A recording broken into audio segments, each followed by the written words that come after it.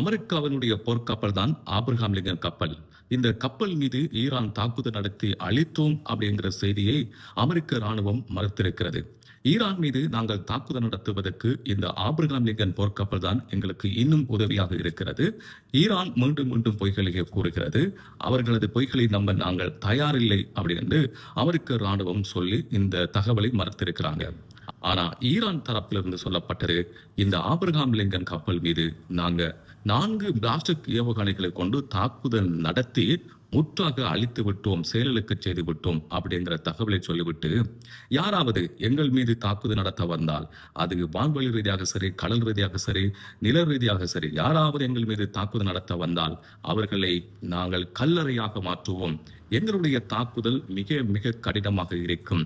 இந்த Abraham Lincoln கப்பலையும் நாங்கள் தான் அழித்தோம் அப்படிங்கிற செய்தியையும் ஈரான் சொல்லியிருந்தது.